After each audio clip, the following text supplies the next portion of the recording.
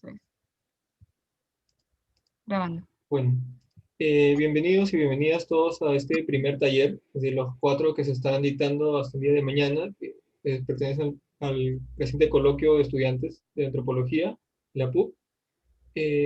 Les avisamos que este taller va a ser grabado y luego resubido a Facebook para las personas que no alcanzaron el cupo o también para que ustedes puedan revisarlo nuevamente más tarde. Quería también recordarles un poco de qué va a ir el taller. El taller tiene como propósito introducir y familiarizar a los y las asistentes en los principales aspectos epistemológicos y procedimentales de la investigación cualitativa en las ciencias sociales. Para este fin se abordarán los siguientes contenidos, que es introducción a los métodos cualitativos, que significa razonar desde una N pequeña, el proceso de construcción de un caso a partir de una experiencia de campo, el planteamiento de la pregunta cualitativa, el muestreo cualitativo, la triangulación y otros elementos de contrastación de datos, discutiendo el rastreo de procesos en perspectiva comparada. Y con eso vamos a dar inicio al taller. Le doy la palabra a Pavel. Pavel, por favor. Buenas noches con todos y todas. Es para mí bastante grato estar aquí en el 18 Coloquio de Estudiantes de Antropología de la Universidad Católica. Bueno, ante todo agradezco por la invitación al equipo organizador. Creo que para mí es bastante especial poder hablar sobre este tema, dado que es algo que me ha apasionado los últimos años. También quisiera, bueno, no quisiera pinchar el globo, pero el menú que ofrezco esta noche no es tan nutritivo como el que Guillermo ha leído. De hecho, mi presentación es un poco más modesta, pero sí me gustaría como que centrarme en los puntos que yo considero más importantes para familiarizarse en la investigación cualitativa. Sí me voy a quedar estrictamente en lo que es una introducción, pero una introducción con algunas cosas que yo creo que a veces damos por sentadas, pero no es tan sencillo, ¿no? Creo que la investigación cualitativa tiene elementos muy ricos en donde no solamente desde el punto de vista epistemológico, sino también procedimental, se puede eh, pensar precisamente desde uno de los puntos que este congreso, bueno, este coloquio intenta poner en la mesa, ¿no? Que es la reflexividad. Creo que la investigación cualitativa tiene una reflexibilidad muy particular y creo que vamos a ver un poco de en qué consiste esto. Voy a presentar diapositivas y voy a ir comentándolas y al final de mi presentación vamos a abrir un breve espacio para conversar. Ojalá que no sea tan breve, para conversar, para intercambiar algunas ideas y de repente para también hablar sobre algo de bibliografía, ¿no? Que creo que es muy importante cuando se habla de investigación cualitativa. Entonces, voy a empezar a presentar. ¿Me confirman si se puede ver, por favor? Sí, todo bien. Bien, a ver, empezamos. Eh, Bueno, es una introducción a la investigación cualitativa. Como ustedes tienen conocimiento, básicamente la investigación cualitativa ha experimentado una impronta, un florecimiento quizás en la última década.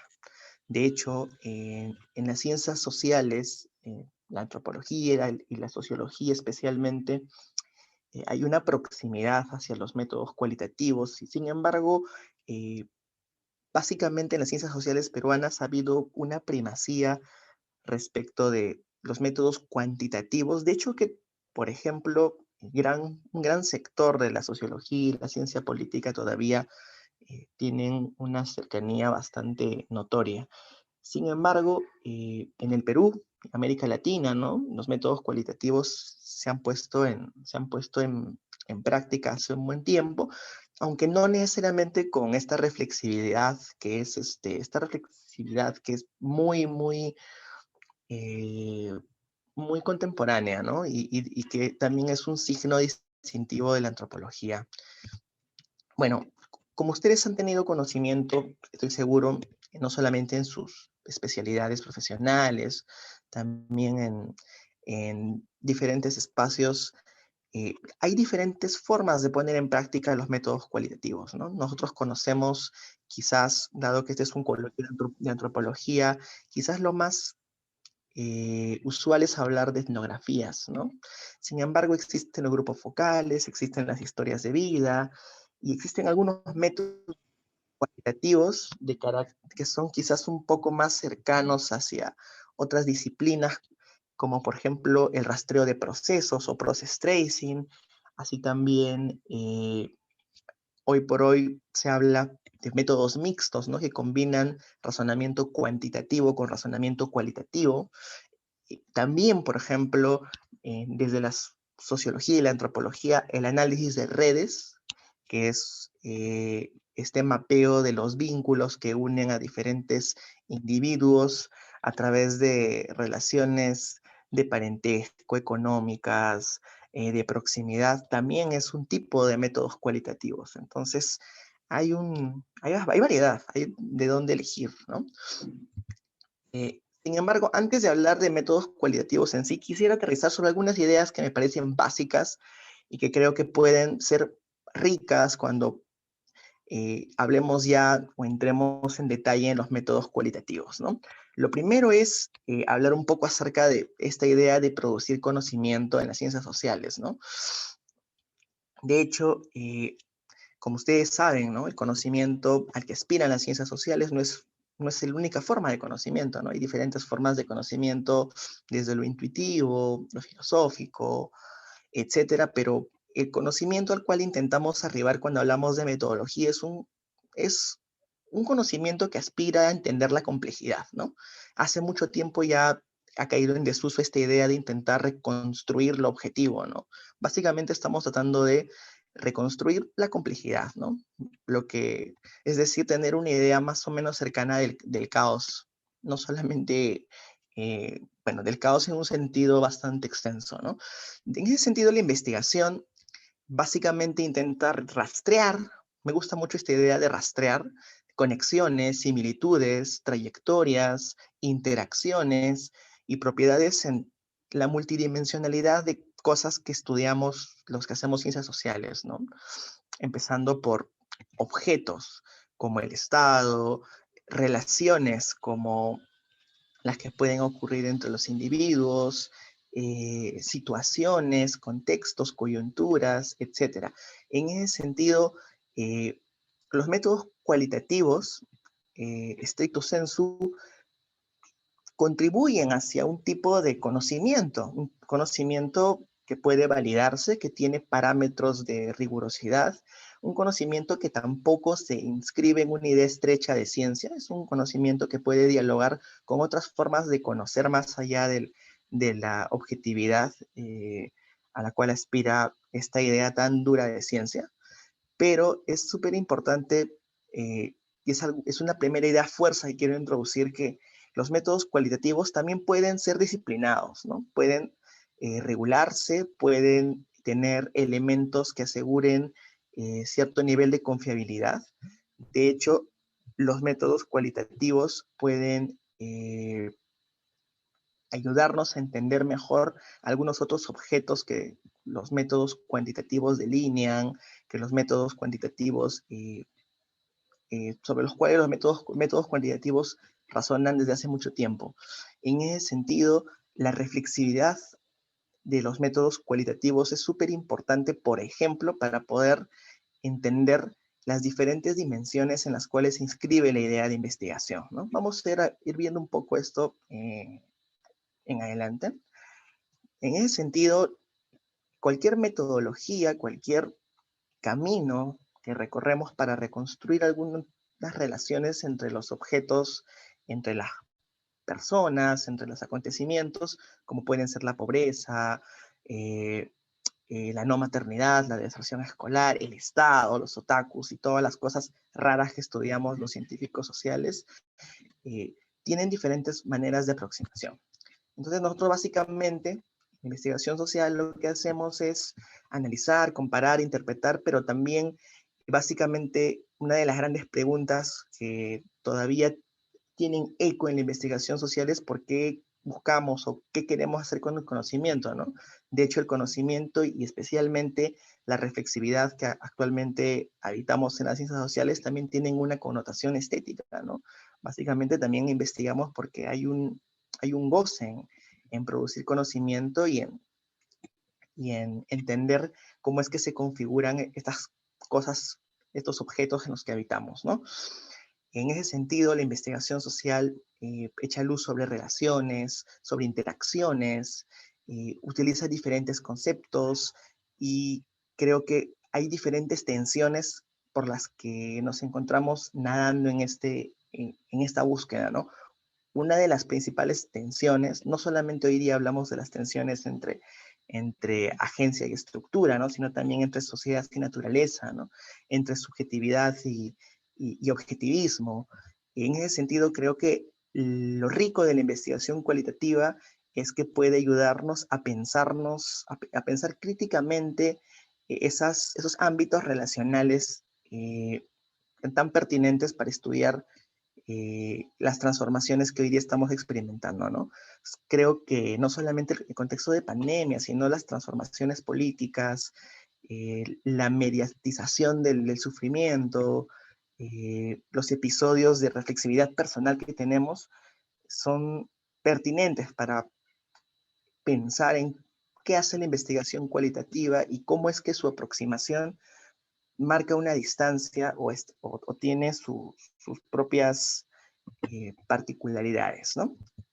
Bueno, creo que voy a cerrar un poco ese lado de las generalidades para entrar un poco en materia, ¿no? Creo que es importante entender a partir de ahora, entrar un poco en este debate. Ya, vamos a hablar un poco en torno a esta interminable discusión entre lo cuantitativo y lo cualitativo. No sé si ustedes han escuchado, pero es frecuente la discusión en torno al conflicto de las dos culturas. Existe toda una vasta literatura entre lo nomotético y lo ideográfico, entre la tensión de la influencia de las ciencias físicas, del modelo newtoniano y eh, la recuperación de las humanidades, básicamente la larga tradición de la historia y el lugar que ha ido ganándose a través del siglo XVIII, el siglo XIX, eh, la, la antropología, y creo que es importante entender este problema de las dos culturas como una tensión irresuelta y definitivamente irresoluble todavía, ¿no? Entre un conocimiento que aspira a imitar el método matemático de conocimiento, de conocer el mundo, ¿no? Una idea de objetividad bastante dura, muy asociada aún con los modelos matemáticos, y la otra idea, ¿no? La idea narrativa, la idea descriptiva, y de hecho hay, por ejemplo, esta imagen que he seleccionado para esta presentación es un texto bastante reflexivo sobre esa tensión de Emmanuel Wallerstein, ¿no? Sobre abrir las ciencias sociales y intentar buscar algún tipo de diálogo entre estas dos culturas cuyo debate se sigue reproduciendo en esta colisión metodológica entre lo cuantitativo y lo cualitativo, ¿no? Hoy en día es muy frecuente hablar de métodos mixtos y vamos a entender de qué manera se puede lograr algún tipo de complementariedad entre ambas ideas de investigación. Bien, vamos a aterrizar un poco más, porque me parece que estamos yendo de algunas cosas muy generales a algunas cosas específicas. Vamos a aterrizar un poco en estas diferencias entre la idea cuantitativa y la idea cualitativa de investigación, ¿no? Básicamente, antes de guiarme por esta imagen que dejo que ustedes la vayan leyendo, quisiera poner un ejemplo. Los métodos cuantitativos básicamente intentan mapear algunas tendencias generales entre una colección de individuos o unidades de observación. Por ejemplo, un censo, una encuesta, eh, a través de la puesta en práctica de algunos instrumentos, como un cuestionario, averiguan, por ejemplo, las que se llama pues las variables eh, sencillas o variables tontas que se le llama, que son sexo, edad, pero también pregunta o trata de generar algún tipo de conocimiento sobre temas específicos que tienen que ver, por ejemplo, con la orientación religiosa, el apoyo o rechazo de algún tipo de idea política, etcétera. En ese sentido, el conocimiento cuantitativo establece tendencias, establece patrones que se repiten en una colección de unidades. Es decir, hay una medición a gran escala y uno puede, a través de la lectura de histogramas, saber en qué región, por ejemplo, hay personas que son más proclives hacia cierto comportamiento o hacia ciertas prácticas, ¿no? Si ustedes recuerdan los censos básicamente generan ese tipo de información. Y de hecho que la investigación cuantitativa está muy teñida de capital simbólico, ¿no? Porque recordando este debate entre lo cuantitativo y lo cualitativo, ¿no? Entre lo nomotético, que se supone que es preciso, que mide, que genera una métrica, y también que es un discurso para poder cuantificar y que está muy asociado a la demografía, ya, estas, ya estos dispositivos de poder de los que hablará Foucault, eh, se ve a sí mismo como sólido y replicable, ¿no? Pero genera al mismo tiempo una imagen sobre el comportamiento de la gente, ¿no? Al mismo tiempo, este tipo de medición, dado que se asienta, ¿no? En una forma eh, matemática de medición, se considera controlado, ¿no? Y al mismo tiempo, como ustedes, así como yo, hemos sido encuestados o censados, hay una distancia, dado que la interacción no necesariamente dura mucho, y el texto que nos interpela con las preguntas genera una distancia. De alguna manera, incluso en muchos manuales, en algunos instructivos de investigación cuantitativa se percibe como más ético, ¿no? No obstante, eh, generalmente la investigación cuantitativa o la generación de estas métricas eh, tienen una orientación o se basan en un conjunto de presupuestos teóricos, aunque no necesariamente teóricos, sino algunas ideas fuerza que generan esa data, ¿no? Por ejemplo, donde yo trabajo, que es el Consejo Nacional de Integración de la Persona con Discapacidad, actualmente nos encontramos trabajando en la elaboración, bueno, en el proceso de construcción de la ENEDIS 2021. La ENEDIS es la encuesta nacional sobre discapacidad. Entonces, por ejemplo, las preguntas, las variables que estamos generando no están construidas o no son intuitivas, sino que vienen de un conjunto de experiencias de investigación, así como de algún tipo de teorías respecto de lo que es relevante y lo que no es relevante en materia de discapacidad, ¿no? La investigación cualitativa tiene puntos de encuentro, pero tiene marcados matices. Para empezar, la investigación cualitativa es de objeto deliberado, a diferencia de la investigación cuantitativa que, por ejemplo, necesita calcular una muestra con una representatividad del 5% y requiere de una formulación estadística para esta muestra. La investigación cualitativa es de objeto deliberado. Es el investigador quien, haciendo explícita, ojo, haciendo explícita su intención, elige eh, con qué elementos, con qué actores o qué relaciones van a constituir su caso. En ese sentido, es la investigación cualitativa, a diferencia de la anterior, se centra en uno o pocos casos. Pero hay una pregunta del millón, ¿no? Y eso adelanta un poco lo que viene. ¿Quién construye el caso? ¿El caso existe ahí fuera? ¿Somos nosotros que al ir al campo encontramos al caso? Bueno, básicamente el caso el caso lo construimos nosotros. El caso es la construcción del investigador. Eso no significa de que somos demiurgos y creamos la realidad, sino que construir un caso significa delimitarlo, ¿no? Saber qué temporalidad, qué procesos y qué elementos intervinientes van a ser los que incluyamos en nuestras preguntas de investigación, ¿no? Al mismo tiempo, la investigación cualitativa, en muchos matices, sobre todo en la literatura hispanohablante, no es lo suficientemente confrontacional en esta idea de objetividad, ¿no? Básicamente, los investigadores cualitativos como que han descartado un poco esta idea de objetividad dura, ¿no? Como que le han puesto un costado y se han puesto un poco más intersubjetivos, ¿no? Sin embargo, por ejemplo, en la literatura anglosajona hay un buen talante para, o sea, hay mucha voluntad para que los investigadores cualitativos puedan también defender una objetividad cualitativa, ¿no? Y ese es un punto de debate que espero que podamos conversar al final. Sin embargo, la investigación cualitativa, por lo que ya he referido, se ve a sí misma como más fenomenológica y de hecho, que es mucho más hermenéutica, interpretativa, podríamos decir también que descriptiva, ¿no? Porque, por ejemplo, autores como Bruno Latour están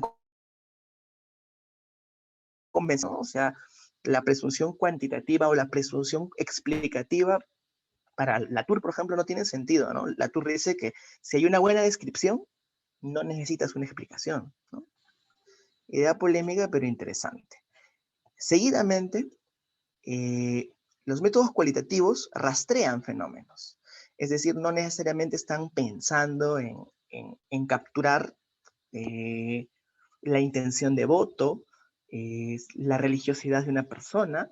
En ese sentido, los métodos cualitativos sí requieren de un compromiso y una inmersión diferente.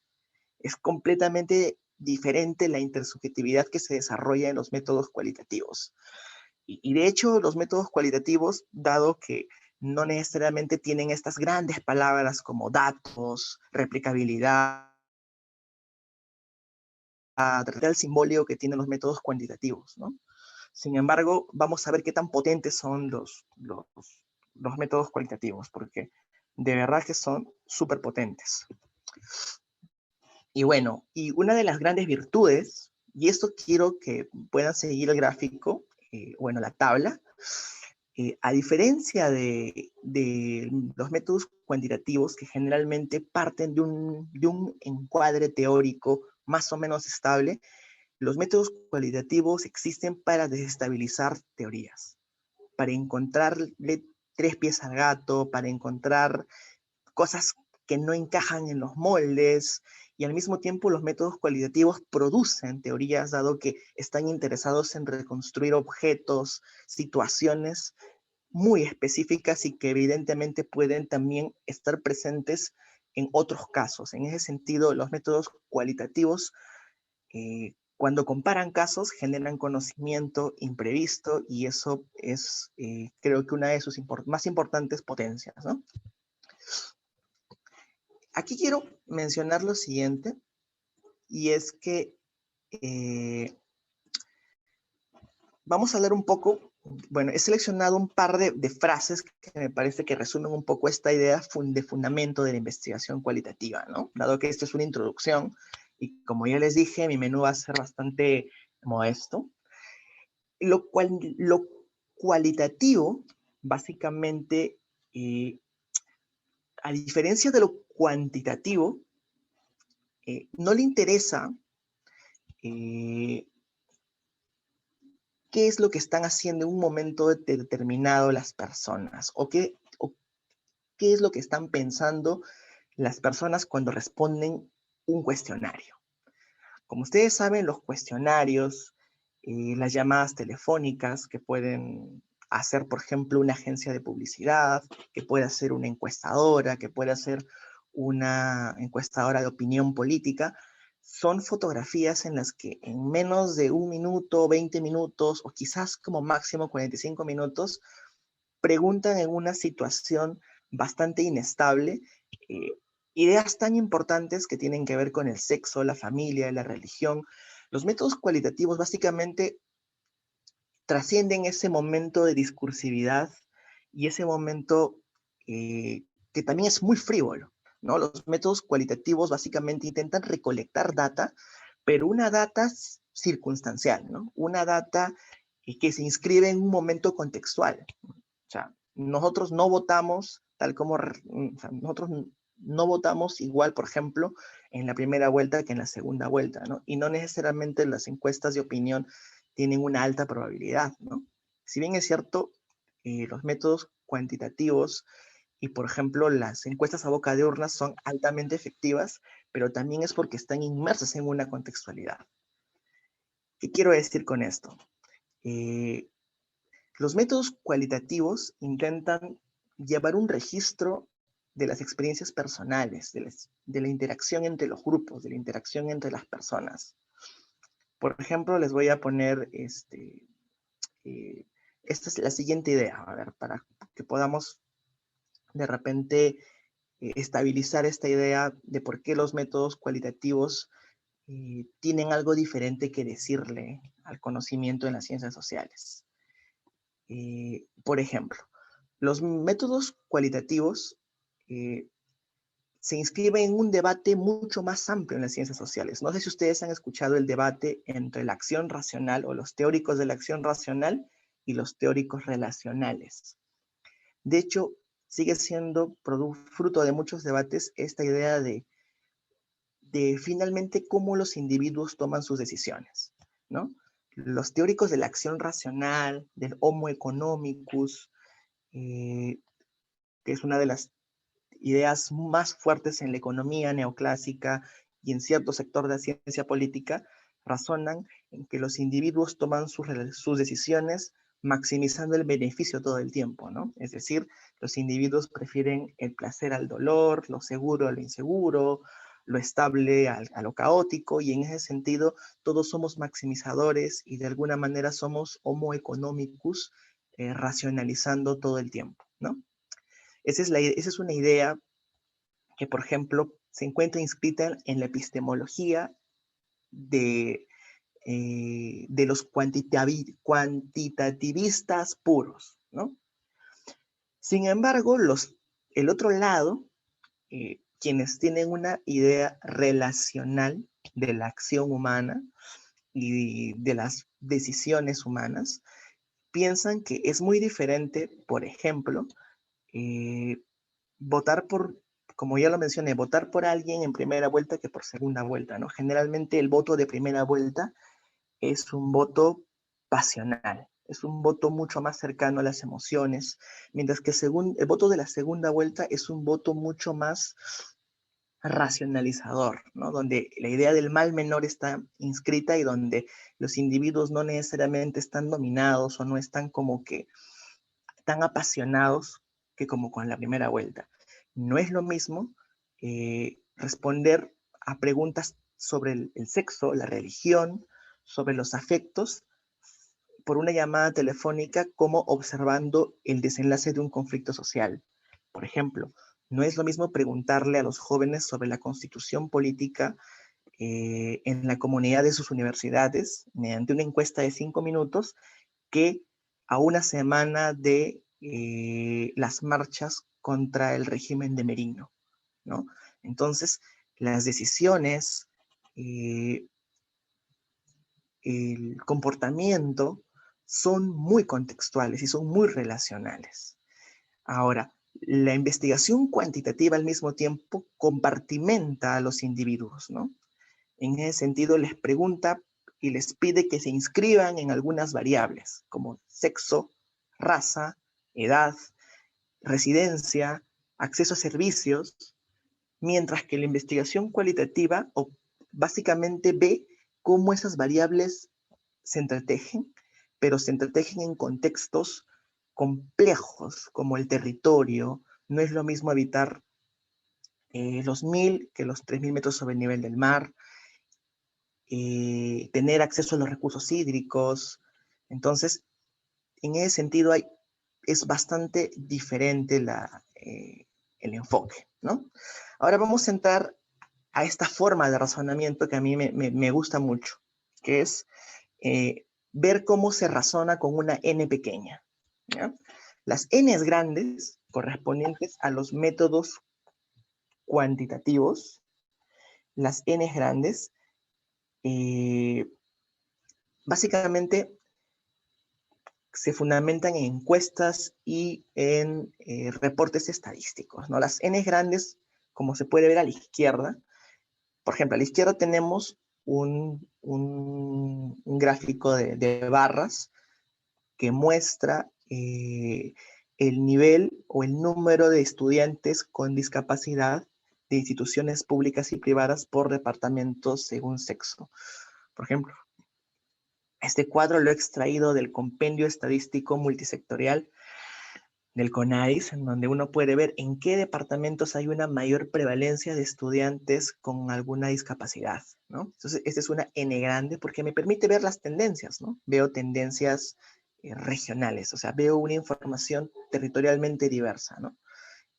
Llama la atención, es muy interesante, por ejemplo, notar que una región como Cajamarca, que no está ni siquiera entre las 10 demográficamente más grandes, se encuentra en cuarto lugar a nivel de estudiantes con discapacidad, ¿no? Y no solamente en este gráfico de barras, sino en otros gráficos que nosotros manejamos en CONAES. Cajamarca tiene un nivel de prevalencia en discapacidad muy alto. Y, por ejemplo, es un caso raro Cajamarca, ¿no? Porque no necesariamente hay una correlación entre población y personas con discapacidad, ¿no? De hecho, en el Perú, según el censo del 2017, hay más de 7 millones de peruanos con alguna discapacidad, imagínense. Entonces, esas son las N grandes y esa es su utilidad. Pero las N pequeñas son básicamente conjuntos y colecciones de individuos y relaciones muy acotados, ¿no? Son piezas de un rompecabezas muy específico. Básicamente las N pequeñas están compuestas por interacciones que ocurren en un tiempo y espacio muy delimitado y que tienen un funcionamiento peculiar. Sin embargo, entre las N grandes y las N pequeñas hay una relación de ida y vuelta, ¿no? Se puede decir que es una relación dialéctica, si ustedes quieren, ¿no? ¿Por qué? Las N grandes, las métricas estadísticas, como este gráfico de barras de la izquierda, nos pueden ayudar a identificar casos o territorios donde hay reglas que no funcionan, donde están habiendo anomalías estadísticas, casos que salen de lo esperado y que evocan preguntas de investigación, ¿no? Por ejemplo, uno se preguntaría, ¿no?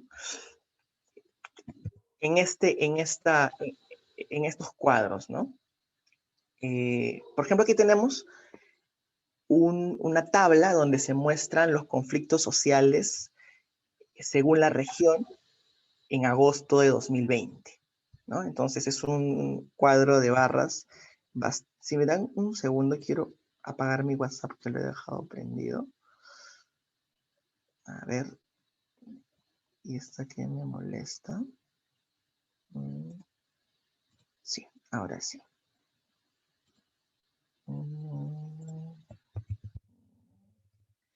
Ya. Si ustedes observan en este cuadro, encontramos los conflictos sociales durante el mes de agosto, que es el reporte mensual que hace la Defensoría del Pueblo, aunque ya no es mensual porque está un poco descontinuado. Y podemos observar que Ancash ha sido la región más conflictiva durante este mes. Y de hecho que hay una tendencia que viene ya en los últimos meses, ¿no? A pesar de la pandemia, a pesar de del mal llamado distanciamiento social, que en realidad es distanciamiento físico, Ancash es la región más conflictiva, ¿no? Y tener una N grande como esta, donde uno puede ver la prevalencia de conflictos, nos ayuda a preguntarnos por qué Ancash, ¿no? O sea, si la mayor cantidad, no sé, uno podría preguntarse, ¿no? Conflictos. Y dentro de la categoría de conflictos hay otras variables, como los conflictos socioambientales, los conflictos territoriales, los conflictos políticos, los conflictos, etcétera. Entonces, el hecho de saber manejar Ns grandes y poder visualizar la data a través de algún software estadístico y poder correlacionar algunas variables nos ayuda a entender dónde hay casos que descollan, casos que destacan de una manera sugestiva, dado que evocan preguntas, ¿no? Uno podría preguntar, por ejemplo, ¿por qué en la región San Martín, a pesar de que, como ustedes saben, hay tal ilegal, hay industrias extractivas, solo hubo 4 conflictos, ¿no? Entonces, el hecho de observar estas N grandes nos puede ayudar a los investigadores a saber en dónde hay casos interesantes. Es como hacer una minería de casos, así como hay como la gente que hace minería de datos y son muy buenos en el R y todo esto, y en el Python y todo esto, uno puede hacer minería de casos buscando cómo las N grandes nos dicen en dónde hay potenciales buenas N pequeñas. Entonces las N pequeñas nos ayudan a entender, por ejemplo, por qué Ancash una región altamente conflictiva. Entonces uno, cuando descubre, cuando penetra en esta N grande, se encuentra, por ejemplo, que no solamente hay muchas industrias extractivas, sino también hay dinámicas sociopolíticas en esferas locales activadas, ¿no? Hay muchas municipalidades pequeñas con mucho dinero producto del canon, hay actores políticos que están en un proceso de redefinición territorial, encontramos también que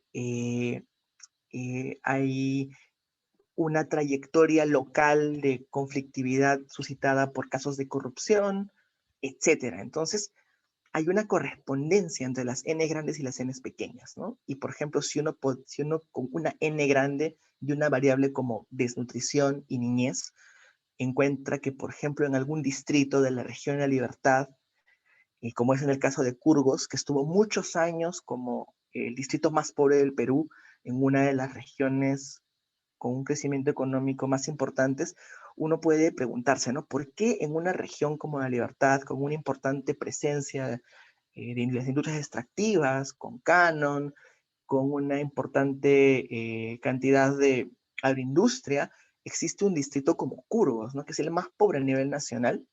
Entonces uno con Ns grandes puede saber dónde hay buenas Ns pequeñas. Entonces uno inmediatamente se ubica, piensa, ve el caso de Curgos y uno podría figurarse que sería un caso idóneo para estudiar ideas como la maldición de los recursos a escala local, ¿no?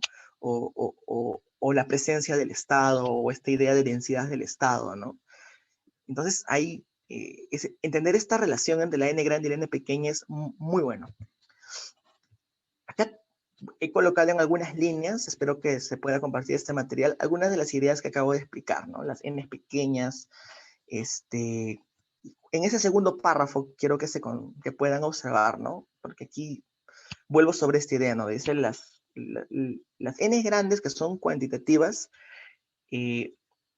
parten del principio epistemológico de que los individuos actúan por una suerte de acción racional, una cultura nacional o un etos, ¿no? Pero las explicaciones de las N pequeñas o cualitativas tratan de buscar las razones para la acción, los porqués, ¿no?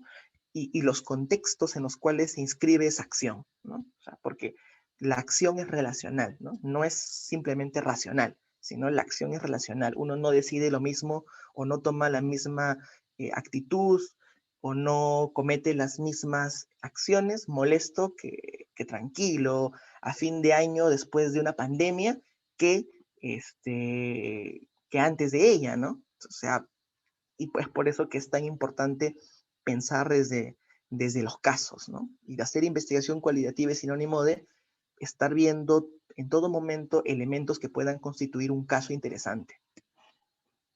¿Ya? Aquí hay algunas diferencias entre las cosas que enfocan las ambas Ns, ¿no? Entonces, es casi un poco de lo que he mencionado ya, pero con algunos matices que creo que es importante retomar, ¿no? Las Ns grandes, como ya dije, son recurrentes, ven tendencias, las Ns pequeñas Básicamente las Ns pequeñas son una invitación al trabajo de relojero suizo, porque las Ns pequeñas nos invitan a ver mecanismos internos, ¿no? Cómo es que se relacionan en un contexto acotado, cosas como el género, la etnicidad, el acceso a los recursos hídricos, por así decirlo, ¿no? Cosas que no necesariamente se ven cuando uno enfoca a través de encuestas o este tipo de aproximaciones, ¿no? Las Ns grandes eh, confían mucho en que la gente toma decisiones racionales, ¿no? Las Ns pequeñas creen que las decisiones son demasiado líquidas y básicamente trata de ponerlas en contexto, ¿no? Las Ns grandes tienen ya lo dije, una cercanía más a esta idea de acción racional. Las Ns pequeñas mapean más que todo interacciones, performatividad y lo que en la sociología y también en algunos estudios antropológicos se denomina la desviación, ¿no? Los casos que se desvían en un sentido estrictamente científico, ¿no? O sea, los casos que no encajan en lo que se espera que sea el comportamiento, ¿no? Los casos desviados, ¿no? Y las Ns pequeñas nos ayudan a entender qué es lo que los casos desviados tienen que decirle a los demás casos, ¿no? O a otros casos desviados, ¿no? Entonces, me parece muy interesante esta idea de los cubos Rubik, para entender un poco en qué se diferencian el enfoque cuantitativo del enfoque cualitativo, ¿no? El enfoque cuantitativo trata de coleccionar tendencias, ¿no? Que pueden ser estos colores alineados, ¿no? Entonces uno tiene como que un gran lienzo de las preferencias, los rechazos. Por ejemplo, yo les invito a revisar la encuesta mundial de valores. La encuesta mundial de valores es una plataforma global cuantitativa en donde eh, grupos interdisciplinarios que tienen como sede la Universidad de Michigan aplican una encuesta cada 4 años a más de 200 países en el mundo sobre temas que van desde el aborto, la religiosidad, la democracia. Y justo hoy día veía que la encuesta mundial de valores ha lanzado una data por el Día Mundial de los Derechos Humanos que es hoy, donde de casi 200 países donde la última oleada de la encuesta implementó este instrumento, el Perú está en el penúltimo lugar de respeto por los derechos humanos individuales. O sea, imagínense. Entonces, las Ns grandes, esta es una buena forma de ver Ns grandes, ¿no? Según las Ns grandes, el Perú es un caso anómalo. El Perú es un caso anómalo dentro de una colección de 200 unidades. Es un caso anómalo porque a pesar de tener una vida democrática, o sea, Perú está debajo de muchas dictaduras. Solo en esta pregunta de la encuesta mundial de valores, el Perú está por debajo de países realmente problemáticos. Entonces, un internacionalista, un peruanista o un latinoamericanista diría, pero ¿qué pasó aquí? Es el último país de América Latina, es el último país de, no sé, de la región andina y es un régimen democrático que, o sea, en donde los individuos desprecian los derechos humanos. Entonces, ¿qué diría? Es un buen caso. Vamos a Perú a estudiar qué pasa en el Perú. ¿Por qué ese desprecio a los derechos humanos? ¿Mm? Y probablemente llegando al Perú, trataría o de repente identificaría procesos u otros casos para entender esta pregunta, ¿no? En el lado derecho, por ejemplo, encontramos algunos cubos de Rubik que son realmente bizarros, ¿no? Que son complejos, que tienen formas intrincadas y que creo que se parecen más a la configuración de las cosas que habitan el mundo, ¿no? De hecho, ustedes, seguramente la mayoría de estudiantes de ciencias sociales, saben que el mundo está regado de híbridos, ¿no? Cosas que no son ni muy sociales, que no dejan de ser naturales, que son cultura, pero al mismo tiempo son poder, que al mismo tiempo son medios. Entonces, de hecho, la forma en cómo se configura la realidad en cada latitud, en cada región, en cada territorio y en cada momento se aproximan más a una idea caleidoscópica, ¿no? Y en ese sentido, los estudios cualitativos, las N pequeñas, nos ayudan a entender cómo es que las variables cobran sentido en contextos. Pero hay algunos encuentros, ¿no?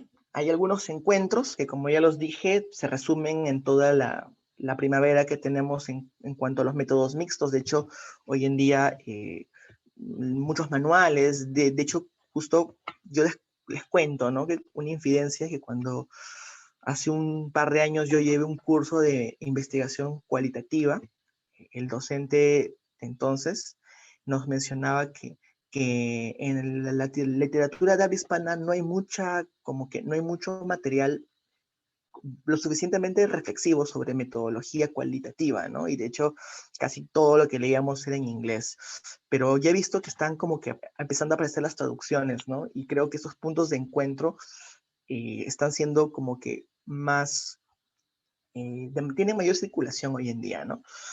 Y bueno, aquí estoy resumiendo un poco lo que ya mencioné, ¿no? Lo cuantitativo identifica tendencias y lo cualitativo cuestiona cosas ya aceptadas, ¿no? O nos ayuda a ver anomalías, nos ayuda a ver cosas que no se esperaba que fuesen así, casos raros, excepciones a la regla, y evocan preguntas para entender funcionamientos, ¿no? Porque si uno se aproxima, por ejemplo, a un país como el Perú, que está penúltimo en este ranking de países que respetan derechos humanos o que no los respetan, uno algo tendrá que encontrar, ¿no? Que pueda explicar o pueda describir qué es lo que ocurre, ¿no? También la investigación cualitativa sirve para extraer y para replantear marcos analíticos, políticas e intervenciones públicas.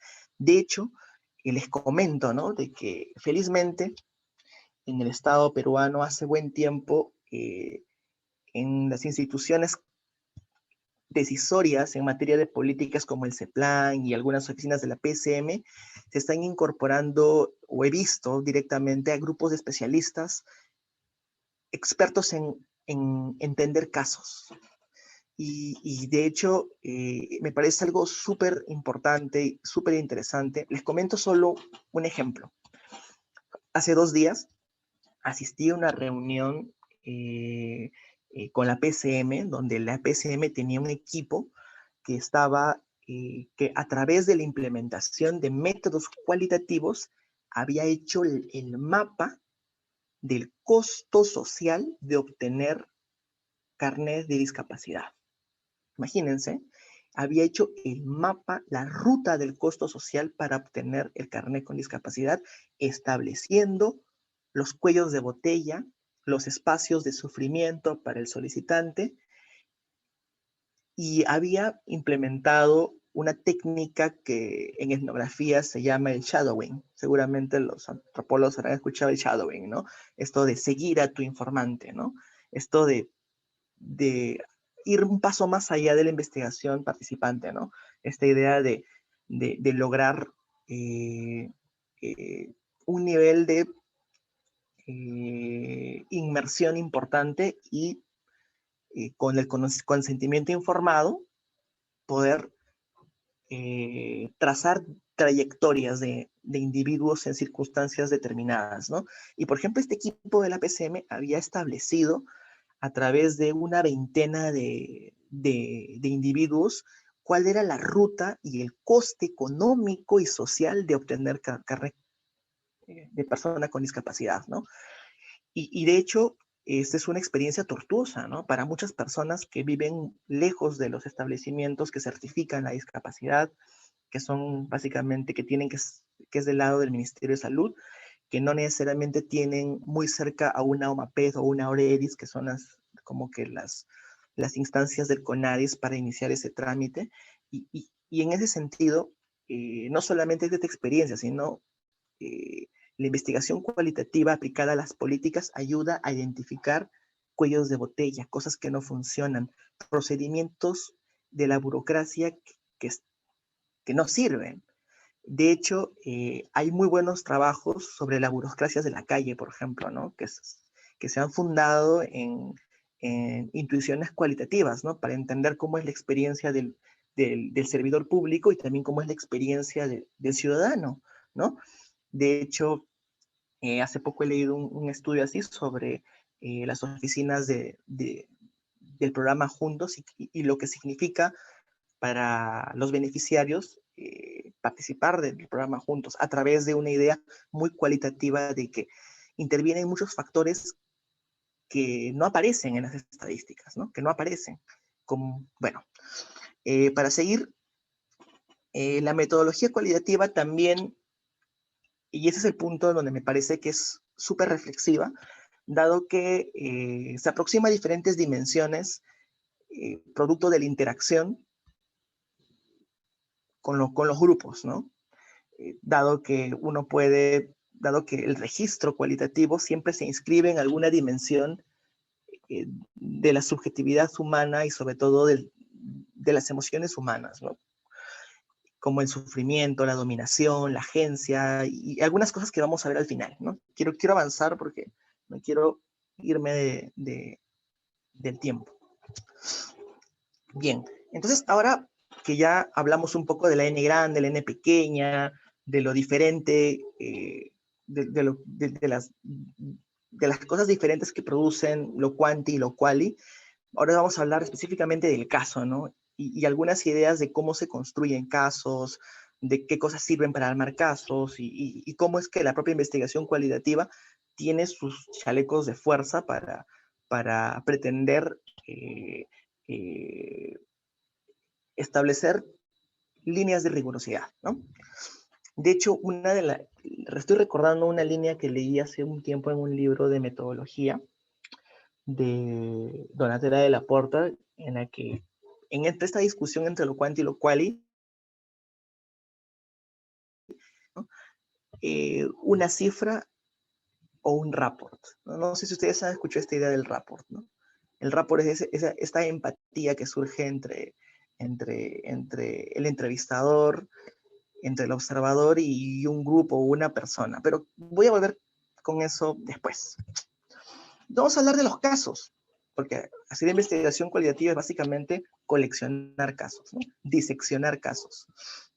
Los casos son básicamente eh, un conjunto de relaciones, como ya lo mencioné, ¿no? Individuos y situaciones tejidas por un conjunto de relaciones las cuales hay que definir en qué consisten, ¿no? Los estudios de caso permiten eh, eh, tener una idea de primera fuente de algunos conceptos teóricos, ¿no? Por ejemplo, muchos de los conceptos que utilizamos en antropología y en otras disciplinas eh, no necesariamente son plausibles de medir, ojo, y uso las comillas de medir a través de un instrumento de corte estadístico, ¿no? Cosas como el poder, la dominación, la reproducción no necesariamente son evidentes cuando cruzamos variables, ¿no? O al menos no se observan en un registro, eh, eh, ¿cómo podríamos decirlo? Al menos no se,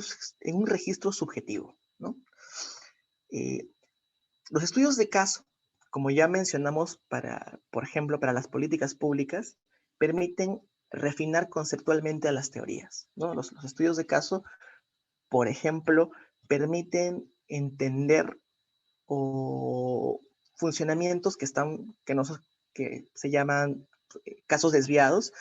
Y en ese sentido, por ejemplo, una de las cosas que es súper interesante y que pongo sobre la mesa es lo que han aportado los estudios de caso a las grandes teorías, ¿no? Por ejemplo, no sé si ustedes recordarán en alguna de sus lecturas sobre el funcionalismo y sobre la prevalencia de la posición funcionalista en las ciencias sociales en los 70 y 80. De hecho, gran parte de la, de la etnografía y la colección de casos que se hizo en la segunda y tercera generación de la Escuela de Chicago ayudó a construir esta idea de que los casos desviados o aquellos casos de individuos, por ejemplo, que no se adaptan a contextos o que no necesariamente comparten eh, la cultura o los valores de la sociedad no es porque sean desadaptados, sino porque tienen universos propios, de manera que los casos ayudan, o en este caso, la colección de casos de esta disciplina o de esta escuela desestabilizó por completo toda una tradición omniabarcante, ¿no? De hecho, los casos constituyen una fuente de datos diferente para lo establecido, ¿no? Eh, Hay autores, o sea, aquí hay un debate además sobre los casos que me parece que es importante, ¿no? Creo que hay diferentes estilos de hacer investigación cualitativa o de construir casos. Algunos autores, por ejemplo, como Beneso, que se encuentra en un extraordinario manual de Laporta, recomiendan que los casos tienen que ser teóricamente fundados, o sea, que tiene que haber una orientación teórica para reconstruir un caso, ¿no? Pero, por ejemplo, la teoría fundamentada, que es otro estilo diferente de investigación cualitativa, parte bajo el principio de que uno tiene que acercarse al campo, al terreno, dejando de lado nuestras anteojeras teóricas, ¿no? De hecho, la teoría fundamentada parte de esta idea de que es en el campo y uniendo algunas relaciones, mapeando algunas interacciones, uno puede producir algún tipo de pequeña teoría propia valiosa y finalmente esta teoría ya podría, después de haber sido lo suficientemente mapeada, dialogar con algunas otras teorías, ¿no? Y en ese sentido hay una tensión interesante aquí, ¿no? Entre lo que dice este autor y lo que defienden los autores de la teoría fundamentada, ¿no? Que también ha tenido hace un tiempo ha tenido mucha vigencia, ¿no? Ahora ha decaído un poco, pero sigue siendo una metodología interesante, ¿no? Este cuarto párrafo también me parece interesante y trata sobre, finalmente, ¿qué es un caso cuando nos encontramos frente a una colección de casos, ¿no? De hecho, la idea de caso que plantean diferentes autores es que los casos también pueden estar constituidos por otros casos. No existe como una unidad fundamental dentro de un caso, ¿no? Los casos no necesariamente hablan de individuos, o individuos que tengan relaciones, como por ejemplo las métricas que mide el análisis de redes sociales, ¿no? Se puede construir casos con instituciones, se puede construir casos con países. Por ejemplo, eh, solamente quiero mencionarlo, existe una muy buena investigación sobre eh, eh, las trayectorias políticas de las grandes potencias en el siglo XX y cómo estas devienen en democracias o en regímenes socialistas, que es un estudio de Skopol, no sé si han escuchado de esta investigación. En este momento no recuerdo exactamente el nombre, pero por ejemplo, Ted Skopol es una socióloga que hace análisis institucional comparado y por ejemplo, ella descubre que hay variables que intervienen en el surgimiento de las revoluciones, ¿no? Entonces es una experta en revoluciones, Ted Skopol, ¿no? Y Ted Skopol encuentra de que hay muchos países, grandes países, que durante el siglo XX tienen variables muy parecidas, ¿no? Como por ejemplo un sector rural deprimido, eh, diferencias sociales insalvables, pero hay algunos elementos dentro de los países que condicionan o que activan un proceso revolucionario. Y por ejemplo, ella en este estudio encuentra eh, que el caso del Japón es un caso realmente raro y es un caso anómalo, ¿no? Porque el Japón, a diferencia de otros países que tenían una gran estructura agraria y una gran división entre el campo y la ciudad, el Japón no experimenta una revolución socialista, ¿no? También estudia, por ejemplo, el caso de China, Rusia, Alemania Y también Alemania es un caso súper interesante que también podría ser considerado un caso anómalo, porque ella encuentra que Alemania tenía muchos elementos como para que triunfara una revolución socialista, ¿no? Una estructura agraria, importantes conflictos de clase, una crisis política, pero hay algunos elementos que ella descubre, como por ejemplo la cultura política, el nivel de politización del campesinado, que hacen que estos países finalmente no transiten el camino de la revolución. Entonces, lo interesante es entender que no existe una unidad definida para armar un caso. Uno puede construir un caso teniendo comunidades, las familias, a los estados, al sistema internacional de la cooperación internacional. De hecho, por eso es que los estudios cualitativos, y aquí adelanto lo importante, los estudios cualitativos no solamente hablan de la discursividad de los individuos. O sea, los estudios cualitativos no solo están interesados o no, a la idea de la performatividad o la discursividad individual. Los estudios cualitativos también pueden estudiar trayectorias institucionales, el comportamiento de grupos, eh, clases, instituciones, organismos del Estado o de los cuerpos que conforman el Estado, y en ese sentido es muy versátil. Y esta idea que yo la escuché en mi profesor de métodos cualitativos realmente me pareció fabulosa, ¿no? El investigador cualitativo es un médico que anda viendo casos, colecciona los casos, es decir, anda identificando el funcionamiento de diferentes cosas, ¿no? Diferentes cosas que pueden haber sido reveladas por el comportamiento de las N grandes, ¿no? Y puede ir viendo, por ejemplo, cómo es la conflictividad social en las Bambas, la conflictividad social en Arequipa y en el Cusco, y ver qué elementos a nivel regional, a nivel provincial, a nivel de la sociedad civil. Por ejemplo, una buena hipótesis, por ejemplo, a mí se me ocurre un súper caso de investigación para antropólogos o sociólogos o politólogos que todavía no he visto, ojalá alguien se anime, ¿no? Por ejemplo, sería interesante comparar tres casos eh, los proyectos de las industrias extractivas o proyectos mineros se han ido al congelador. No sé si ustedes han escuchado esa jerga, ¿no?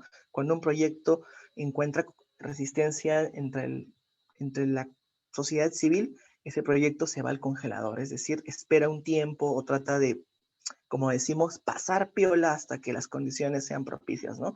Entonces, uno podría, por ejemplo, tener tres casos, ¿no? Conga, Cañaris y no sé, y Tía María, ¿no? Son tres casos en donde los proyectos extractivos están en el congelador, están como que en un stand-by, esperando que las condiciones cambien.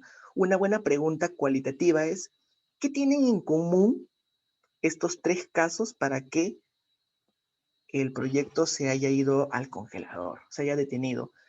Una buena presencia de una sociedad civil crítica, una red de actores políticos, ONG, sociedad civil estructurada,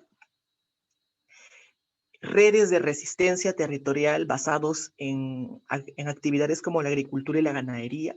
¿Qué es lo que tienen en común y qué tienen de diferente para intentar entender esto que es constante en las tres, ¿no? Entonces, en eso consiste pensar desde la lógica de los casos, ¿no? La lógica de los casos este, es producto de un proceso de inmersión, ¿no? Eh, la lógica del caso no necesariamente está inscrita en una idea o en un encuadre teórico, como ya dijimos, ¿no? Generalmente los métodos cualitativos son más inductivos que deductivos, ¿no? De hecho, la casuística y la particularidad del caso es más importante en muchos casos que lo que dice la bibliografía o la literatura, ¿no? Esto lo encontré en De la Porta, ¿no? De manera que luego de leer, conversar, comparar, analizar, podemos decir, hey, creo que estamos frente a un caso. Hay 5 tipos de casos cualitativos, ¿no? Es el estudio de caso descriptivo, tipo de caso interpretativo, hay un estudio de caso que está generado por una hipótesis, que parte de una idea bien teórica y básicamente puede ser, por ejemplo, podemos partir de una idea de, no sé, de la reproducción de las desigualdades y encontrar en el camino de que el caso me dice algo diferente, ¿no? Existen casos para evaluar también las teorías y el quinto tipo, que es una modalidad muy especial de investigación cualitativa, que es la teoría fundamentada, ¿no? O grounded theory, ¿no? Entonces, básicamente hacer investigación cualitativa es razonar y ver casos en todo, ¿no? Ver casos en tratar de construir casos sobre aquellas cosas que nos interesan, ¿no? Aquí ya vamos a pasar sobre algunas, vemos también que estamos un poquito volando en el tiempo. Aquí ya vamos a pasar a ver, si me da un segundo, vamos a pasar ya aquí a un momento en donde vamos a discutir un poco algunas prescripciones para poder construir casos o para poder asegurarnos eh, criterios de control sobre la investigación cualitativa, ¿no? La investigación cualitativa, contrariamente a lo que supone muchos de sus detractores, tiene elementos de control, ¿no? Primero, ¿cuántos casos necesito? Hay un texto que a mí me parece auroral de Mario Luis Esmal, que se llama así, ¿no? ¿Cuántos casos necesito? Y esta idea de empezar a pensar en casos. Básicamente dice que los estudios cualitativos no tienen que intentar o no deben tener la pretensión de ser cuantitativos, ¿no? Muchas veces, cuando nosotros nos ha tocado, y yo lo confieso, redactar o fundamentar nuestra metodología cualitativa, nos prestamos algunos términos cuantitativos, ¿no? Hablamos de representatividad, de confiabilidad, hablamos no sé, hasta incluso he visto que se llegan a, no sé, tenemos 3, 4 informantes y se llega a hacer un cuadro estadístico de los 3 informantes que dijeron A y los 2 informantes que dijeron B, ¿no? O sea, eso a veces uno puede encontrar, ¿no? Que es parte también de este capital simbólico de los métodos cuantitativos, ¿no? Es el quien dice, ¿no? ¿Qué es más importante? ¿Una muestra representativa o lograr un rapport, ¿no? O lograr esta conexión con el interlocutor, ¿no? Es lograr esta empatía con el interlocutor y poder asegurarnos una inmersión profunda en campo, ¿no? ¿Qué es más importante? Entonces, no, él pide explícitamente, no hay que pensar con la lógica del n grande, ¿no? O sea, no debemos pensar con esta lógica, tratando de, o sea, desterrar esta idea de representatividad. ¿Representatividad de qué? ¿No? Lo que sugiere en el texto es intentar ser profundos, significativos, ¿no? Plenamente relacionales. De hecho, aquí, y es algo que yo he extraído no solamente de esas y otras lecturas, es que nosotros debemos, al momento de preguntarnos cuántos casos necesitamos, o sea, debemos de dejar de obsesionarnos con tener un número representativo de informantes, ¿no? En realidad, lo que nosotros debemos aspirar es a tener una dimensión heterogénea de informantes. Es decir, debemos contrastar las fuentes, ¿no? Es decir, la pretendida representatividad tiene que ser reemplazada por un criterio de triangulación, ¿no? Entonces,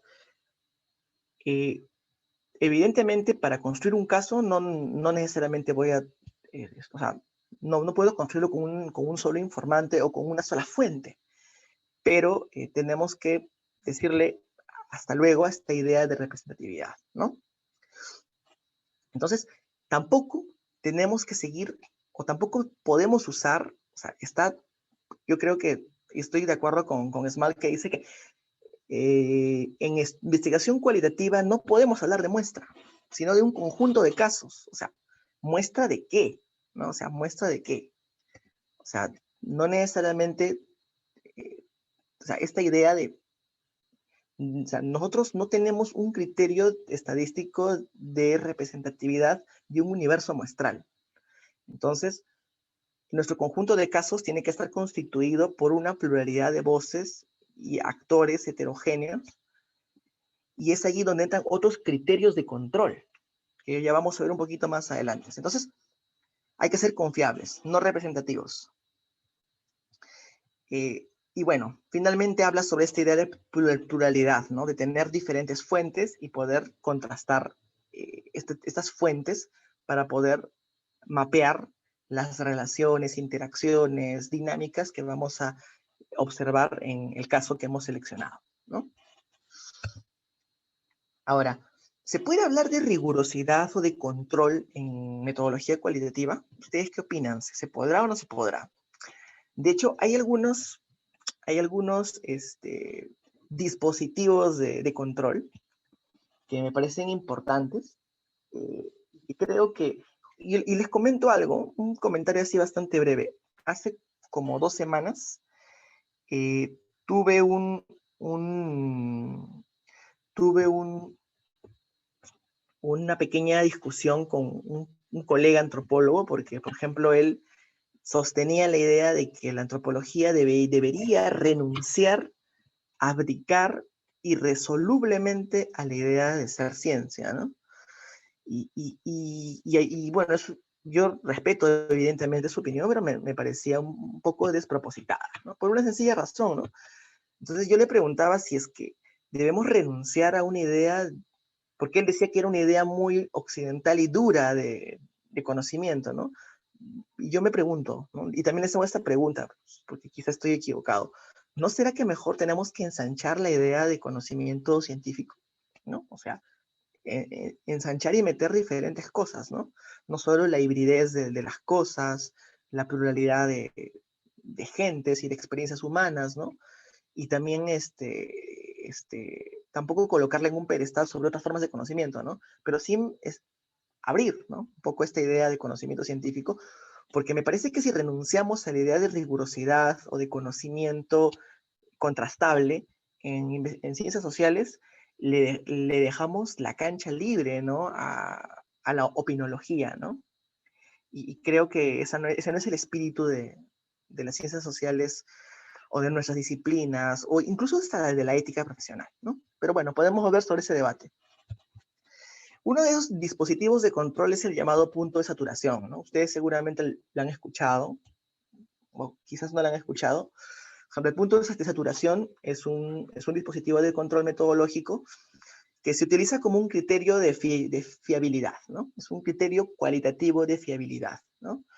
Básicamente corresponde al momento en que la información recabada deja de aportar nueva data, ¿no? Entonces, a través de cuando conducimos entrevistas o cuando hacemos la recopilación de historias de vida, o cuando nosotros estamos acopiando a través de alguna técnica información, llega un punto en donde ya no tenemos nada nuevo, ¿no? Básicamente hemos agotado un tópico, ¿no? Entonces saturamos. Entonces, tener muy en cuenta esta idea de que el conocimiento sobre un tópico se satura, de que llega un punto en donde ya no se conoce nada nuevo sobre ese específico que queremos, sobre ese objetivo que queremos cumplir en la investigación, ¿no? De hecho, como ustedes saben, armar una investigación desde el planteamiento de la pregunta hacia la construcción del caso tiene objetivos, ¿no? Si esos objetivos se van cumpliendo, saturamos. Y el investigador tiene que tener la muñeca, el tino, el oficio, diría yo, el oficio para saber cuándo satura, ¿no?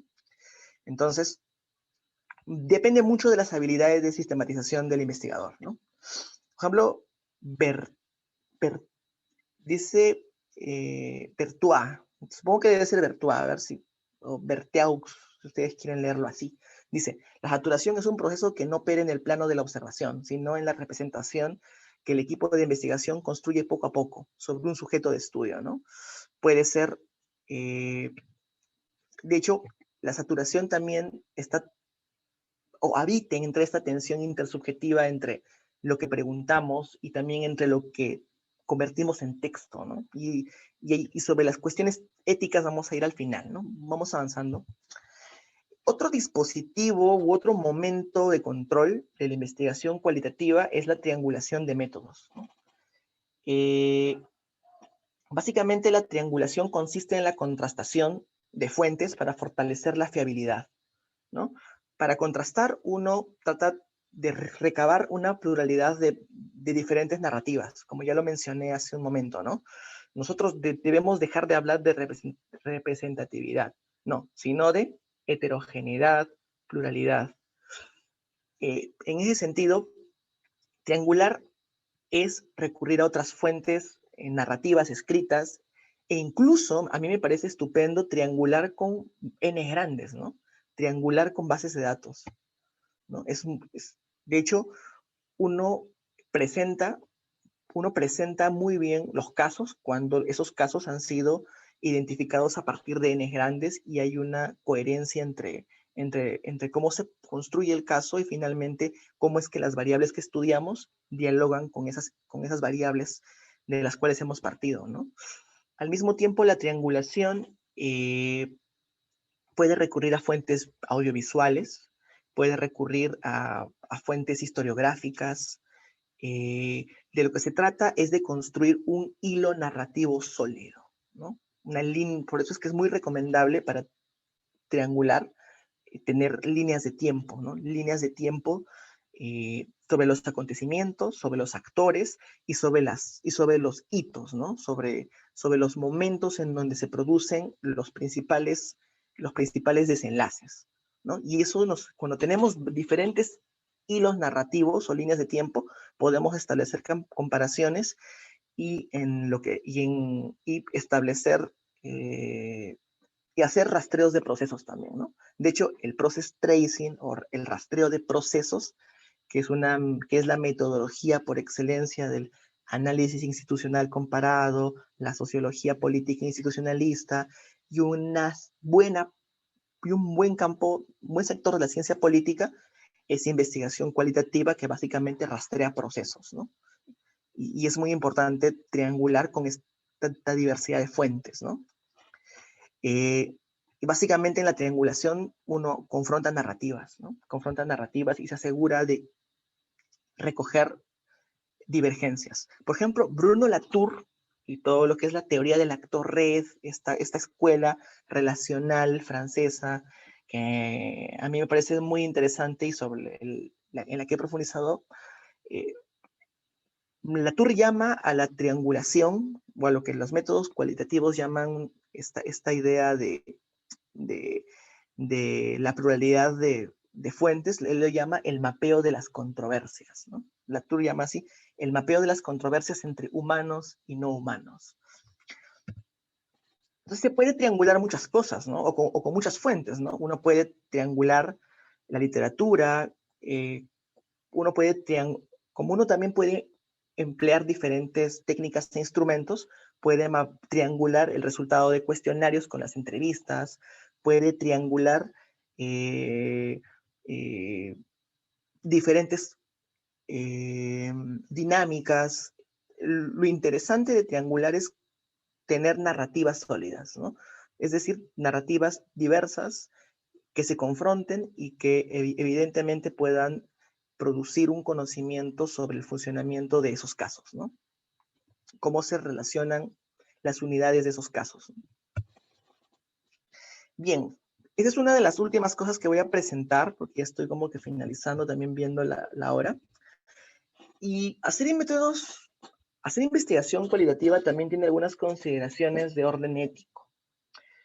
Y es aquí donde nuestras reflexiones sobre la reflexividad creo que son más, son más evidentes, ¿no? Las consideraciones de orden ético recaen en el tipo de proximidad que se puede desarrollar entre el investigador y el campo, ¿no?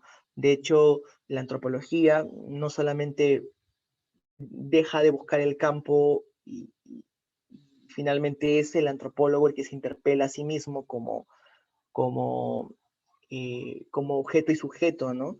Sino también eh, la naturaleza de muchos objetos y relaciones es de orden problemático per se.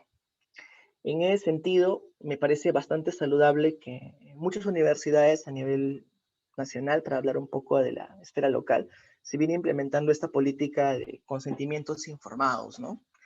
Eh, Esta idea de grabar o tomar registro siempre y cuando el interlocutor o la interlocutora tengan conocimiento. Eh, y, por ejemplo, es muy recomendable que no solamente haya una firma por escrito, incluso puede haber una grabación, ¿no? De hecho, en los reglamentos se establece de que hasta una grabación de que se sabe que se está siendo grabado o se está tomando algún tipo de registro, es pertinente, ¿no? Tenemos que garantizar este consentimiento, ¿no? Es muy importante también proteger la identidad de los informantes, ¿no? De hecho, existen tópicos muy sensibles como la distribución de estupefacientes, la trata de personas, las víctimas de la violencia política o las víctimas de la violencia de género que necesitan, que por ninguna razón tienen que sufrir algún tipo de revictimización. Por lo tanto, es bastante pertinente anonimizar a los informantes, ¿no? Asignarles un código, un alias, un AKA, eh, su rastro y es parte de nuestra responsabilidad ética, ¿no? A no ser que haya algún tipo de disponibilidad o disposición de los informantes para poder aparecer de manera nominal, ¿no? De hecho, eso es parte del debate, ¿no? Es parte del debate. Hay casos y situaciones donde no existen riesgo o no implica transgresión o posible transgresión de la integridad, donde esto es posible, ¿no? Pero sí es bastante recomendable tener muy en cuenta la anonimidad de los informantes para muchos casos, ¿no?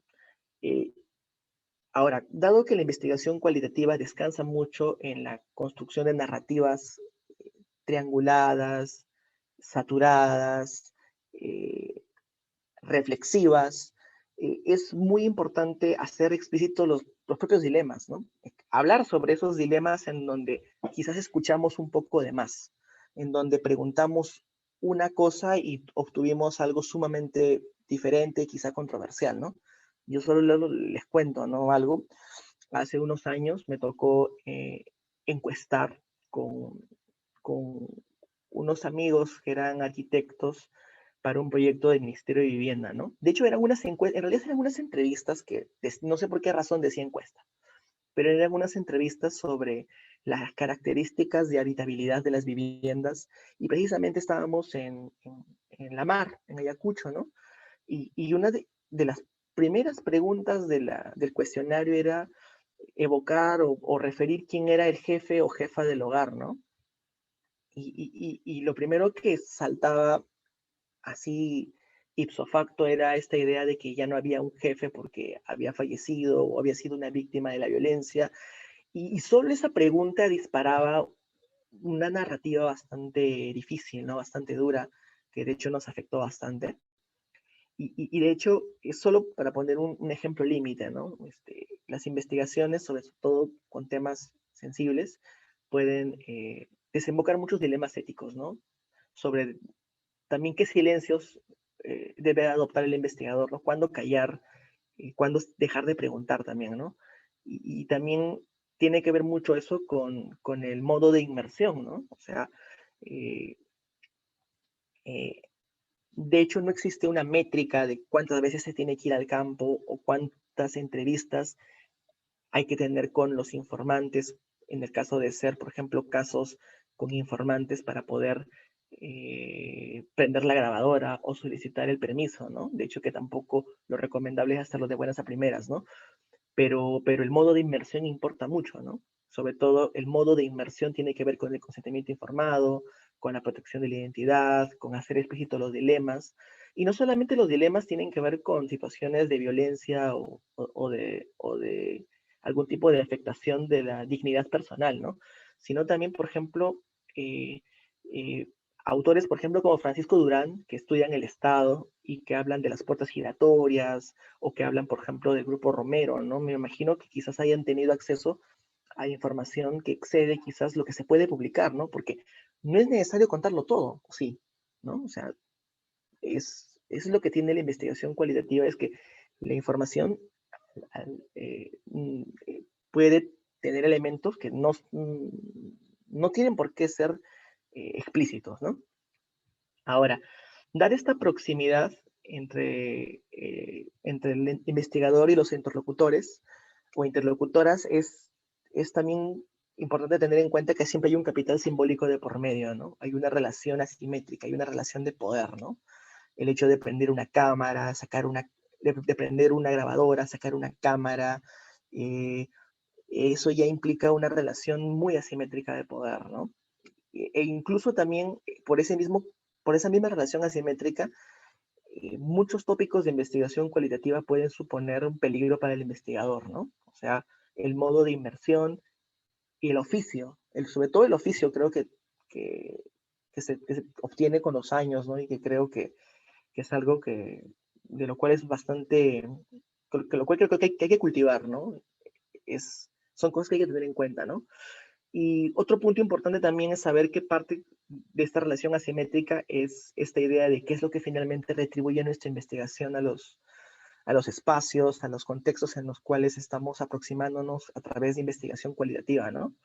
Existe al menos conversando con muchos colegas y producto de un poquito de mi experiencia, que tampoco digo que sea mucha, creo que es importante siempre retribuir algún tipo de información, data, hacer este, incluso la tesis o el reporte o el artículo, ¿no? Creo que no en todos los casos, pero sí en muchos casos, sobre todo cuando estudiamos relaciones asimétricas de acceso a recursos, relaciones de dominación o de sufrimiento, o de peligro, o de riesgo, o de conflictividad, creo que nuestra sistematización de experiencias y conocimientos puede ayudar o puede servir como conocimiento a los propios involucrados, ¿no? Siempre, en la medida en que es un conocimiento que aspira a tener algún tipo de objetividad, aunque la idea de objetividad es lo más disputado del mundo, ¿no? Y de hecho, como ustedes saben, siempre ha habido una investigación, una tradición de investigación más militante, de lo que se llamaba la investigación comprometida de los 70 y 80. Ha habido también otros paradigmas más objetivistas, más impersonales, pero creo que hacer explícito nuestros dilemas nos ayuda a manejarlo, ¿no? Y honestidad, ¿no? O sea, hay que tener mucha honestidad con la gente, con la academia. Y, por ejemplo, pensando un poquito sobre esta idea de capital simbólico, yo recuerdo que hace un par de años leí un libro que se llama Inflamable, no sé si ustedes seguramente algunos lo han leído, lo han escuchado, que es un estudio, una socioantropología sobre el sufrimiento que se aproxima a un conjunto de barrios que sufren los efectos de la contaminación de una petrolera en el conurbano argentino. Y, por ejemplo, a mí me parece que si quieren un libro donde todo lo que les estoy mencionando en esta lista de consideraciones éticas estén presentes y que aparte sea un librazo, tienen que leer Inflamable, ¿no? En Inflamable, por ejemplo, los investigadores hacen explícito, es más, el investigador senior o el investigador principal, que es Javier Aullero, descubre que en Inflamable hay una antropóloga o un estudiante de antropología, ¿no? Que es Deborah Swistun, y él decide ser la coautora del libro, ¿no? Y es muy interesante porque en el libro hay como que intervalos, hay como que pequeños intermedios de reflexividad donde como que los autores colocan en unas cuantas líneas una bitácora de viaje, ¿no? Y hay un momento en donde ella, la estudiante de antropología que es coautora del libro, explica de que viviendo allí en Inflamable nunca se había dado cuenta de que estaba viviendo en un lugar contaminado con gente, y donde la gente estaba enferma, ¿no? Y nunca había sido consciente de su propia enfermedad. Y el hecho de preguntarle sobre su enfermedad y lo que el plomo les producía a su mamá, a sus vecinos, o sea, le habían hecho en un momento pensar en dejar la investigación e irse con su mamá a vivir a otro lado. Entonces, Inflamable es un libro bellísimo de cómo es que los investigadores manejan muchos dilemas cuando hacen investigación cualitativa, ¿no? Y cómo el modo de inmersión cuenta, ¿no? Por ejemplo, en Inflamable, Aullero y Swistun dicen que van a aplicar una etnografía cubista, así lo dicen, una etnografía cubista, porque no solamente están entrevistando a las víctimas de la contaminación, sino también implementan otros instrumentos de investigación súper interesantes, como por ejemplo les prestan cámaras fotográficas a los niños de Inflamable para que fotografíen ellos los lugares bonitos y los lugares feos de Inflamable, de ese barrio. Entonces eso como que añade otra dimensión de la subjetividad y de las narrativas personales de estos niños y de cómo construyen Inflamable en su imaginario, ¿no? En este libro también se habla mucho acerca del capital simbólico de los investigadores o del capital simbólico que tiene el conocimiento para personas como estos habitantes que viven en la incertidumbre permanente, ¿no? Viven en la incertidumbre porque están enfermos, no saben bien de qué están enfermos y no se ponen de acuerdo y de alguna manera no tienen acción colectiva porque su incertidumbre es tal que no alcanza para poder organizarse y hacer bulla, ¿no? Como podría ocurrir en otro sitio. De hecho, este libro es un caso, y ojo, es un caso súper interesante de en qué condiciones no ocurre la acción colectiva, ¿no? Porque mucha gente que estudia movimientos sociales y acción colectiva ve un conflicto o un estallido interesante y lo enfoca. Pero en el caso de Inflamable, es un caso súper interesante porque están todos los elementos para que haya movilizaciones, protestas, demandas contra la Corte Interamericana de Derechos Humanos, pero curiosamente, a pesar de haber todas las condiciones para la acción colectiva, nunca pasa nada en Inflamable. Nadie se mueve en Inflamable. Entonces es súper interesante porque Aullero es un investigador cualitativo, de hecho él enseña métodos cualitativos en la Universidad de Austin en Texas, y Aullero, todos sus estudios son contrafácticos, o sea, él tiene un debate y una bronca con los politólogos, porque él siempre estudia cosas que los politólogos esperarían que funcionen A y terminan funcionando Z. Entonces, y él siempre estudia esos casos anómalos, ¿no? Esos casos donde debería ocurrir una cosa, pero ocurre todo lo contrario, ¿no? Y de hecho es un crack, ¿no? Y creo que este libro, por ejemplo, ayuda a repensar mucho de lo que he dicho ahora, pero también esta idea de las consideraciones éticas, ¿no?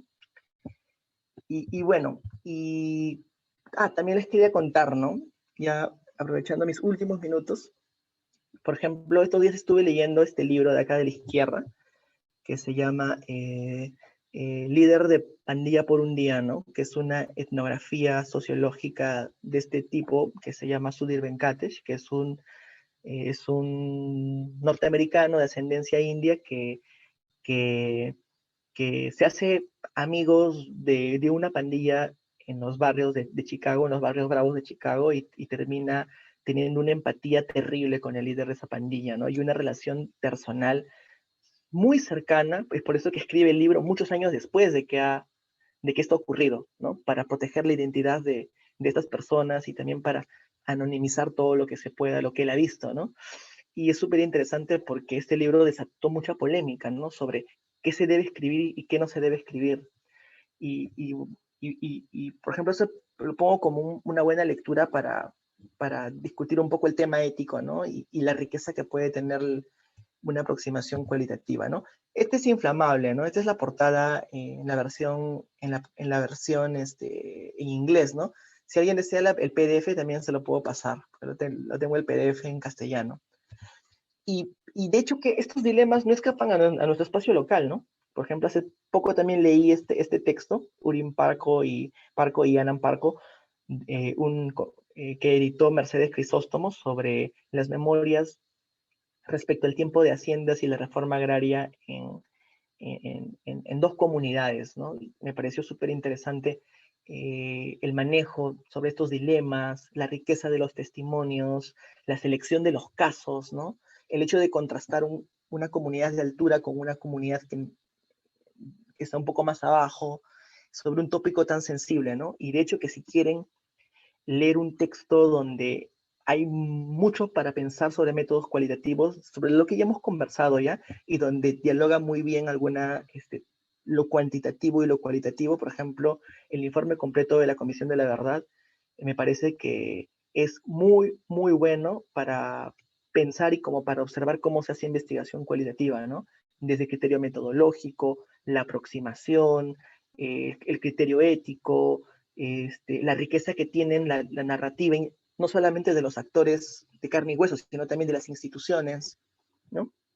Bueno, de hecho que esta ha sido una súper introducción, me refiero súper porque, o sea, por lo superficial, no porque sea, porque yo creo que sea buena, ¿no? Sino porque creo que ha sido bastante superficial y también por el tiempo, pero quisiera saber o quisiera pensar que por lo menos ha discutido algunas cosas relevantes, ¿no? Bueno, ahí lo dejo. Gracias.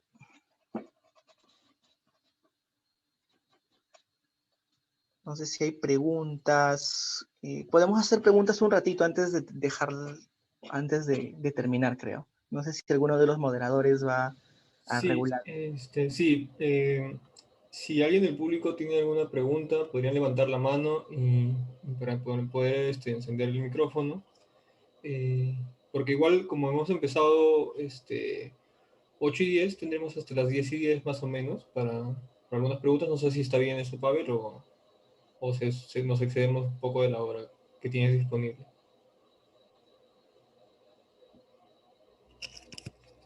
¿Me logras escuchar, Pavel? Sí, te escucho, por supuesto. Ah, sí, está bien, 10:10 está bien, ¿no? Sí, sí, está bien. Ya. Si alguien tiene alguna duda, por favor, si puede, levante la mano. Hay una pregunta de Marcos Pacherres.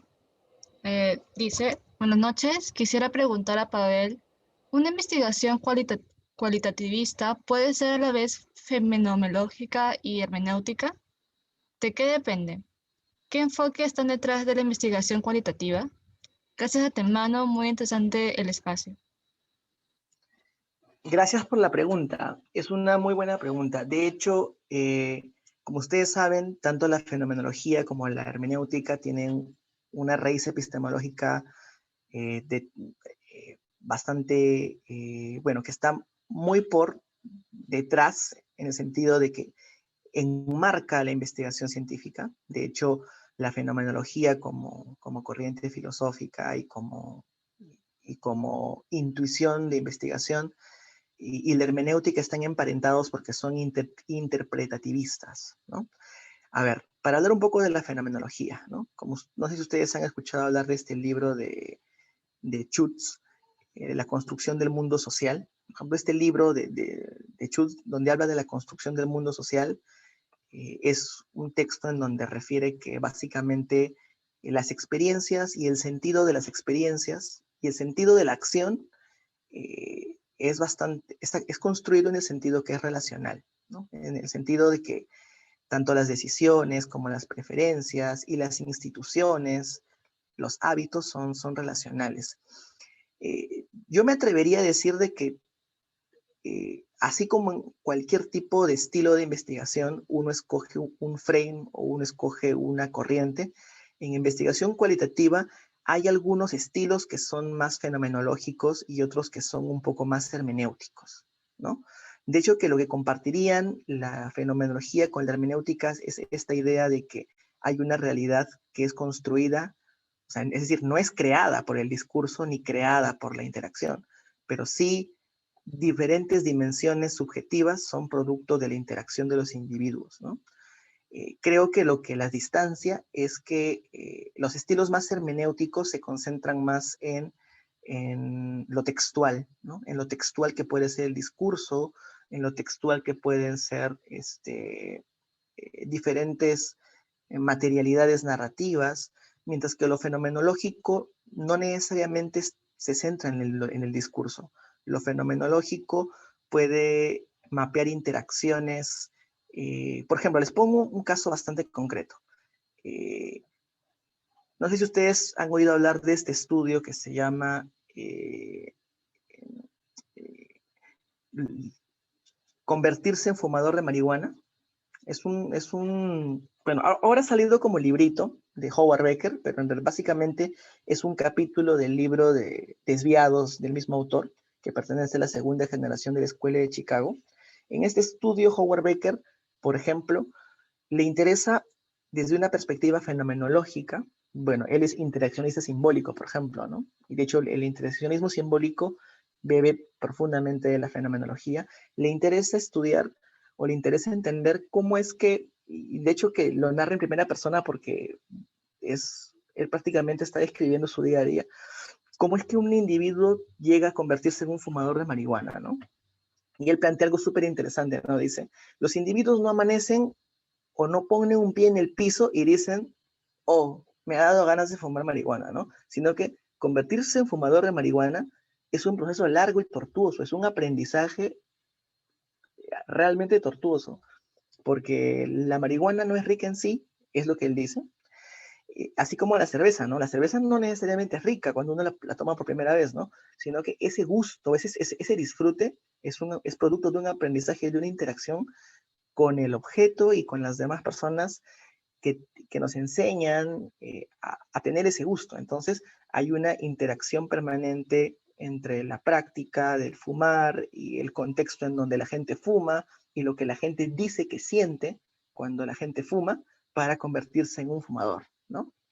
Entonces, eh, si una encuesta te pregunta cómo te convertiste en fumador de marihuana, no creo que ninguna encuesta pregunte eso, ¿no? Es por eso que es lo rico y lo interesante de este enfoque. El lado hermenéutico más tiene que ver, por ejemplo, con gente que hace análisis del discurso, y de hecho que hay toda una corriente de gente que hace análisis del discurso desde posiciones postestructuralistas, ¿no? Sobre creo que no soy experto en el tema, la verdad no conozco mucho sobre el tema, pero creo que se preocupa más sobre el lugar de enunciación, sobre el poder que subyace al discurso, ¿no? Sobre lo que el discurso revela y lo que oculta, ¿no? Dado que también se nutren de fuentes psicoanalíticas, ¿no? Entonces creo que esa es como que la diferencia, ¿no? Sí, al menos en mi conocimiento es eso. Otra pregunta o de repente no sé si hay una réplica.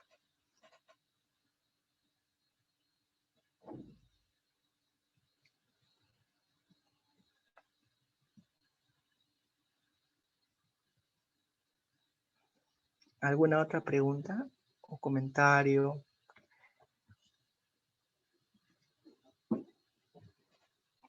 Aló.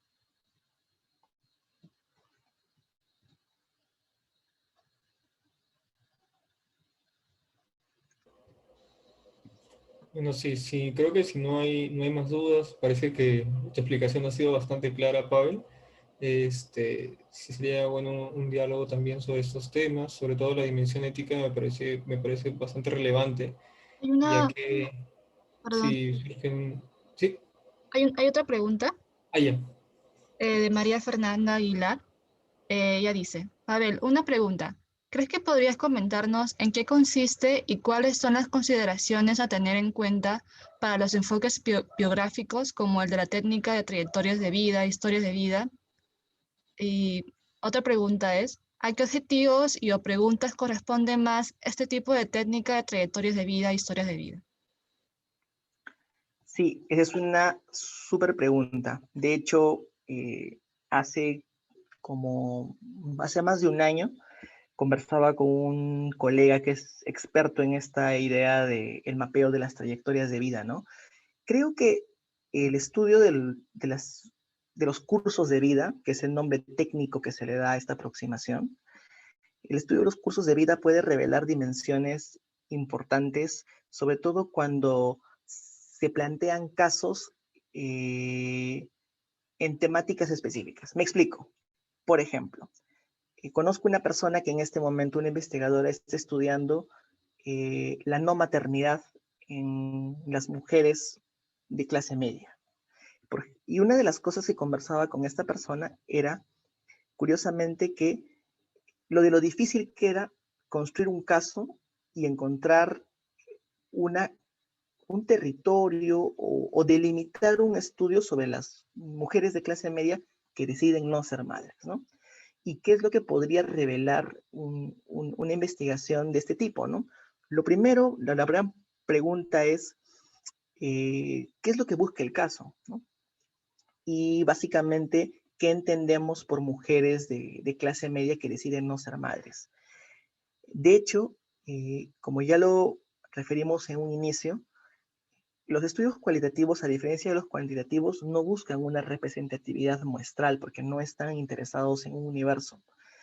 Lo que sí están interesados es en una heterogeneidad. Entonces, básicamente habría, o la gran primera pregunta metodológica es, en este caso, por ejemplo, saber qué entendemos por clase media, ¿no?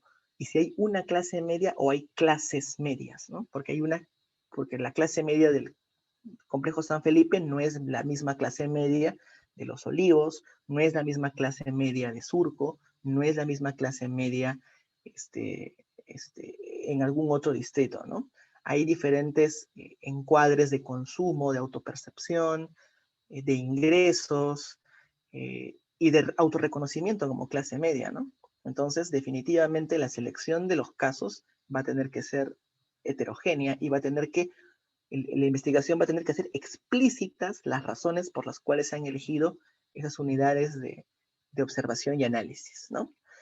Ahora, yo creo que en el caso de los estudios biográficos, curiosamente el autor que he citado para esta idea del punto de saturación, que él trabaja bastante los estudios biográficos, menciona que los estudios biográficos y el estudio de los cursos de vida ayudan a entender eventos, ¿no? Los eventos significativos en una colección de unidades de observación y análisis.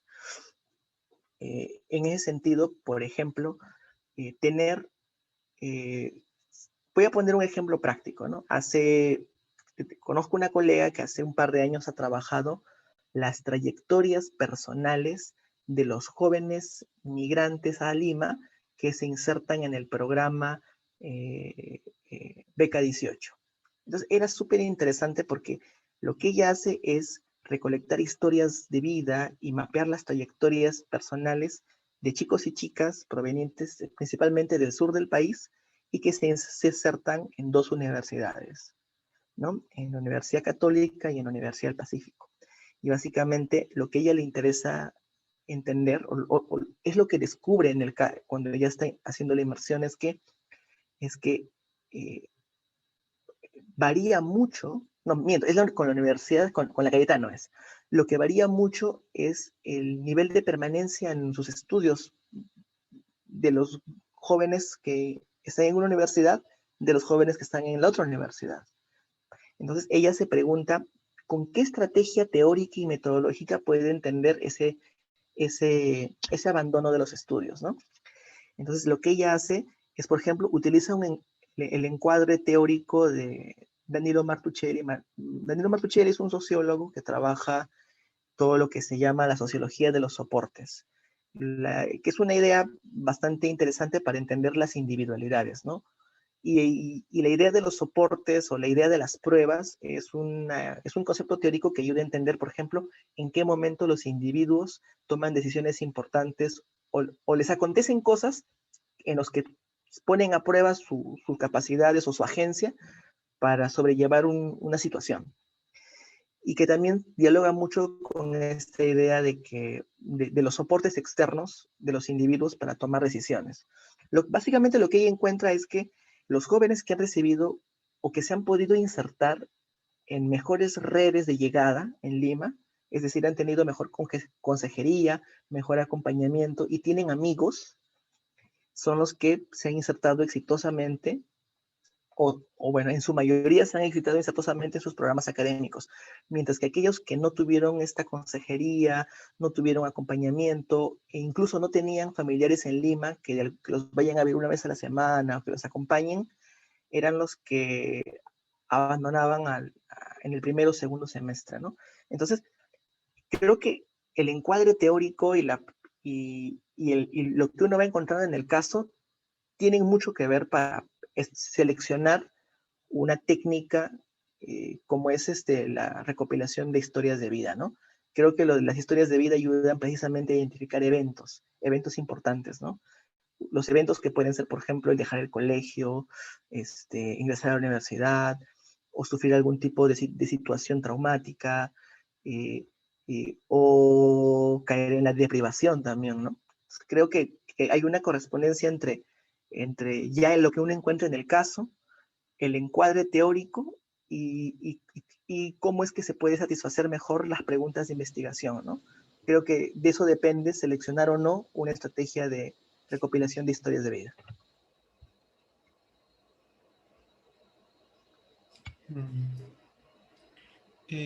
Justo, ¿me escuchas? ¿Sí se me escucha? No sé si se me está escuchando. Hola, ¿me escucha? Sí, yo te escucho. Ah, ya, sí. Sí, yo quería hacer un comentario y luego una pregunta también. Como te estaba diciendo, primero voy con el comentario.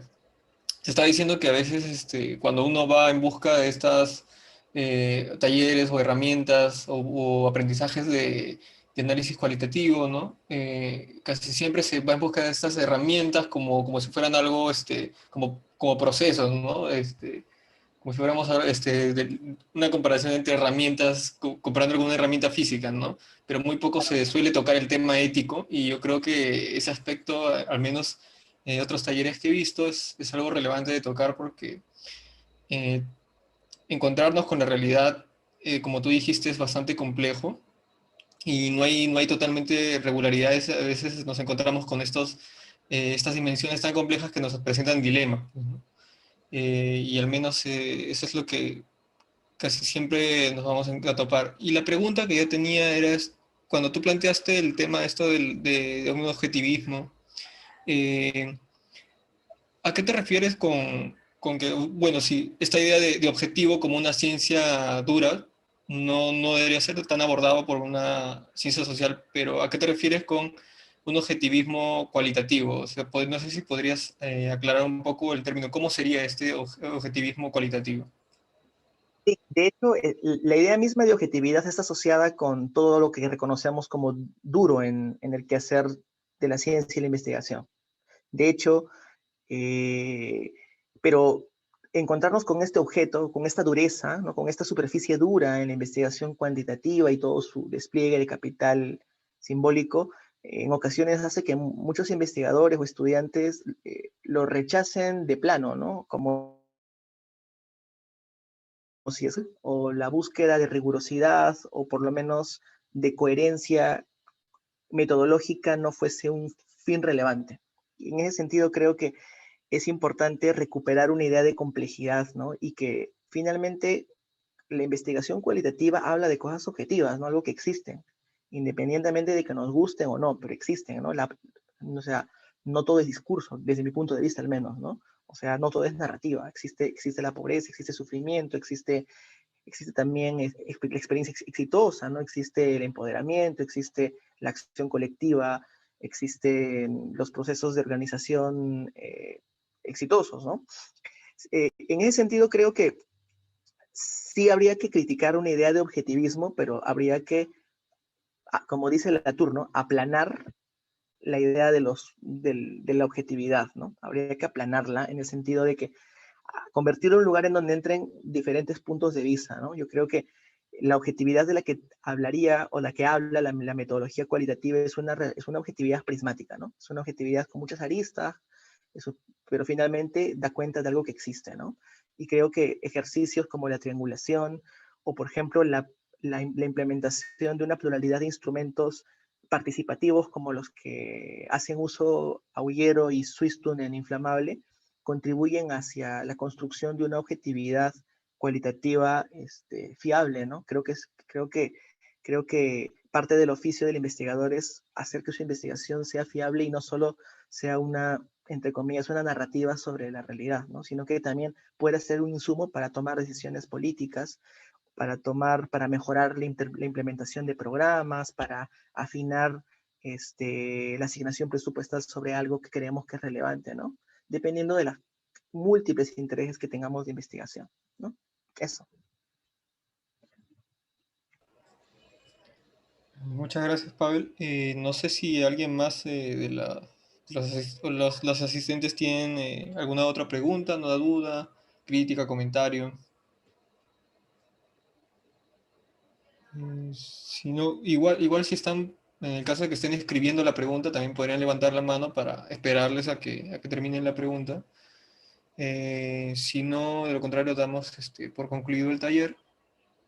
Me avisas, Isabel, si no hay manos levantadas o alguien está escribiendo, porque mi Zoom ahorita está bien lag, entonces estoy medio colgado. No puedo ver eso.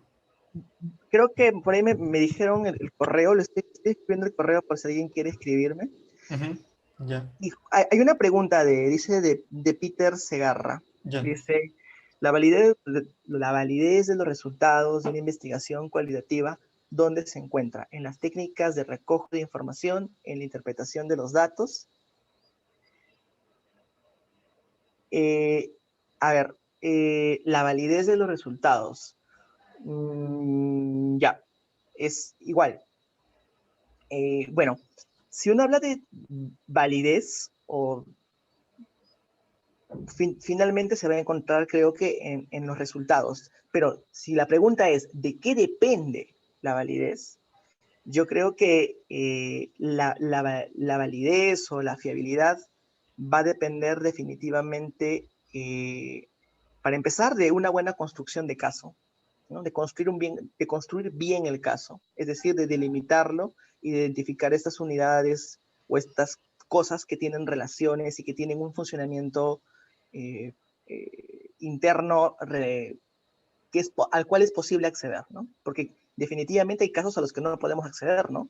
O sea, hay casos que están fuera de nuestro alcance individual, presupuestal, ¿no? O porque es, por ejemplo, ¿no? Por ejemplo, yo quisiera estudiar el caso de los traficantes de terrenos de Villa El Salvador, ¿no? Pero es muy difícil que pueda acceder, que pueda construir ese caso, ¿no? Eh, en ese sentido, construir el caso implica tener, o sea, primero que sea realista, ¿no?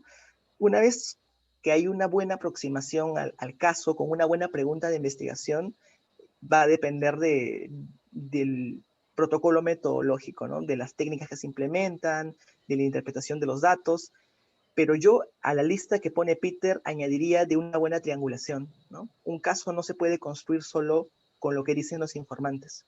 Un caso tiene que construirse con otras fuentes de contrastación, data, reportes, bibliografía, observación. De hecho, hay muchos buenos casos que se construyen principalmente con observación, ¿no? Porque el cuerpo habla, ¿no? Y la gente no necesariamente actúa como tal y cual refiere, ¿no?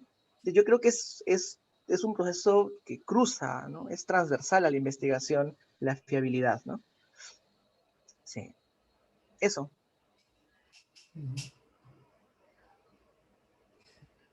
De Sí, acuerdo.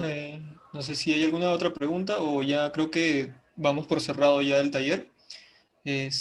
Muchas gracias, Pavel, por haber venido, por haber aceptado la invitación. Muchas gracias a los y las asistentes también por sus preguntas y por formar parte de este taller. Eh, y pronto les estaremos comunicando sobre la entrega de certificados también en el taller. Mañana, como saben, también algunas personas creo que están inscritas también a los siguientes talleres.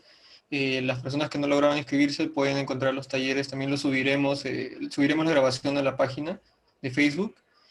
También están invitados e invitadas a las demás mesas que aún quedan y a las exposiciones también que aún quedan. Mi compañera Isabel les pasará el link de la programación y eso sería todo. Muchas gracias.